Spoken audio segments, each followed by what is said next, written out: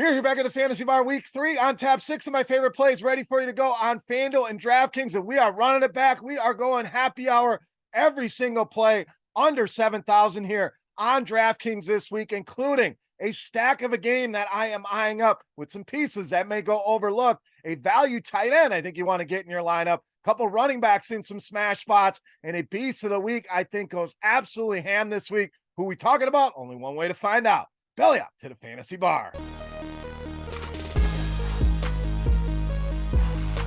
Welcome in, guys. Week 3 edition Beers Daily Fantasy 6-pack. Good to open up the Fantasy Bar once again here with 6 of my favorite NFL plays on FanDuel and DraftKings for Week 3. Thank you, as always, for stopping by and checking out the video. Before we get into the plays, the housekeeping. First thing, thumbs up button. You guys have been doing a great job. Let's beat last week. So take a second, click that thumbs up button. Let's see how many we can get on the video. Thank you very much for that. It's all we're asking in return. Free video here, but that's a tip jar here in the Fantasy Bar. So thank you again. Make sure you subscribe to the channel, hit that notification bell, and check us out over at scoresandodds.com/beer. Tons of great sports betting information. I'll be giving you some of my favorite NFL bets over there, along with my pints and picks video each and every week with my 2 favorite NFL bets. Make sure you're checking that out. Lastly, SiriusXM every 6 to 9 Eastern time, every Sunday night, walking you through the games, going through all the stats, taking live look-ins as well. Make sure you're checking that show out every Sunday night, 6 to 9 Eastern. All right, great week for us last week. Every single play got it done for us. Let's keep the momentum going here. Let's start at wide receiver this week with Zay Flowers of Baltimore. Absolutely love this spot for the Ravens this week, playing Indianapolis. Couple reasons. Indy, bad defense, as we've seen. A lot of people putting up numbers against this defense. They're also playing extremely fast. Baltimore has also ticked it up a little bit, as expected, under Todd Monken. So we get a quick pace game, means more snaps, more plays, more chances for fantasy output here. We also have Odell Beckham dealing with an injury. Did not practice as of Thursday, so not looking likely to play. That's more opportunities for Flowers, for Bateman, and of course, for Mark Andrews here. Colts defense, like we mentioned, bottom 4 in receptions, receiving yards, touchdowns, fantasy points allowed. Not looking good in that Indy secondary. Let's take advantage with the explosive rookie in Zay Flowers. All right, tight end up next with some value with Zach Ertz of the Cardinals. So we go from a young, explosive player to an old guy here at tight end. Hey, shout out team old guy with Zach Ertz, who has been one of the bright spots here for this Arizona team, who we have to give credit for. They've been competitive in both of their games so far this season. There's not a lot on that offense to get excited about outside of Zach Ertz and his role here. We're talking 9 targets per game over the first couple weeks. So Dobbs clearly utilizing him as that security blanket in that offense.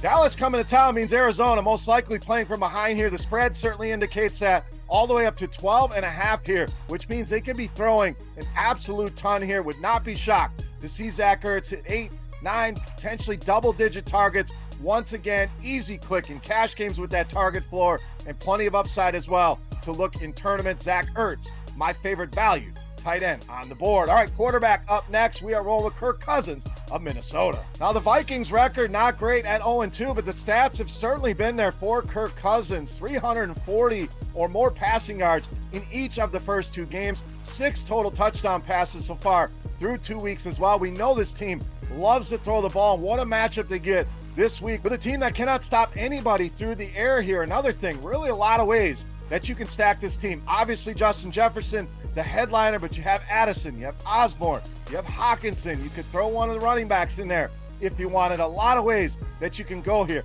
But I love the combination here when you can use a guy in many formats. Cash games, he's given us that floor. We know he's going to throw a ton. This total up at 53.5. There will be points in this game. Also gives us the ceiling. We've seen 30, 35 fantasy point games out of Kirk Cousins, even without the utilization of his legs here. We mentioned the Chargers defense, 714 passing yards already allowed. Yes, Tua did the majority of that damage, but second most fantasy points allowed to the quarterback position. I think Cousins goes big this week, goes over 350 yards, 3 touchdowns. Mark it down, calling my shot. Kirk Cousins, my favorite quarterback here in week 3. All right, let's go to the wide receiver position next we're going to stay right there, and some value with Jordan Addison. But like I mentioned, a lot of ways you can go. If you can fit Jefferson, I'm not mad about it, but we can give ourselves a different look by going with Addison and maybe another piece here. So plenty of ways that we can look here. But whether you're stacking or not, Addison, a guy we want to be on as a buy low here. Don't forget, this was the best receiver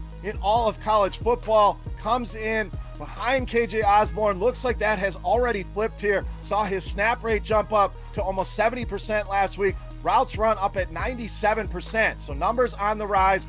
Price hasn't caught up yet. So get that in while you can. Chargers, not good against quarterbacks, not good against wide receivers either. Most receiving yards, most fantasy points allowed. I think Addison finds the end zone for the third straight week. Great pairing this week with Kirk Cousins. All right, we like that game. Let's go to the other side at running back with Joshua Kelly. Now, this is assuming Austin Eckler not going to play. That seems to be the report. Did not practice again as of Thursday here. So we have no Eckler. We also have a guy a lot of people were on last week in a very difficult matchup against a very good Tennessee run D, and we get a great matchup here. So people may bail. They may have been burned. So you add all these factors together. Really like the prospects for Josh Kelly here this week. Minnesota made DeAndre Swift look amazing. He was cutting through this defense like a hot knife through butter, made it look easy here. I think Kelly going to find some similar success on the ground. Minnesota, bottom 12 last season in rushing yards allowed, and this season giving up the second most rushing yards to running backs. So let's have a short memory here. Nice turnaround, nice bounce back spot for Josh Kelly in this potential shootout with this awful Minnesota run D. All right, it's time to take a look at my favorite play for week 3. Before we do that, let's run it back on our Beast of the Week contest. This is free to play. This is a thank you to you guys for all your support and for hanging out here in the Fantasy Bar. All you got to do, click that thumbs up button and head to the comment section and guess fantasy points for my Beast of the Week on DraftKings. Whoever has the closest guess, hey, guess what? We're going to give you an absolutely free week of RotoGrinders Premium. While you're down there, you're 10 of the bar. Who's your top play? Who's your Beast of the Week? Sound off in that YouTube comment section. All right, let's wrap it up. Let's finish strong with my favorite play for week 3. You know, Matt's Beast of the Week.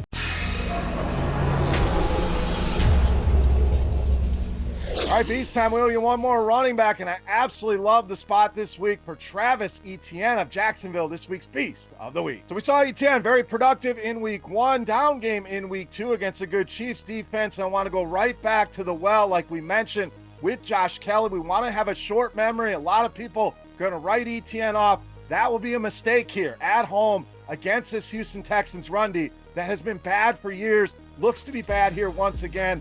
4 rushing touchdowns, and that's just by running backs through the first 2 weeks of the season. We love when our running backs are as a home favorite here. Checks that box for us. Houston gouged on the run last season. Most fantasy points allowed in 2022.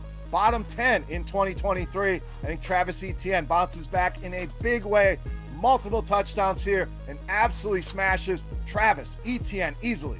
My favorite play on the board in this week's Beast of the Week. All right, guys, that'll do it for our week 3 6-pack here in the Fantasy Bar. As always, if you have any comments, questions, or feedback, hit me up in that comment section right below the video. Don't forget, fantasy points for Travis Etienne on DraftKings for your shot at some free RotoGrinders Premium. And who's your top play? Who's your big dog? Who is your Beast of the Week? Sound off in that YouTube comment section. Hit that thumbs up button if you have not already. Make sure you subscribe to the channel, and make sure you're checking us out over on SiriusXM Fantasy Sports Radio every Sunday night, 6 to 9, our own Red Zone channel, going through the games, live look-ins, updating on stats, and taking your calls. Join us for that show. If you're a sports bettor, check us out over at scoresandodds.com, and don't miss my pints and picks for week 3 for RotoGrinders and scoresandodds.com. I am Beer saying salut. Best of luck this week. Thank you so much for watching, and we'll see you next week. Hey, thanks for checking out our videos. If you want more expert advice on DraftKings, FanDuel, or any other daily fantasy sports, make sure you check out the current videos playlist.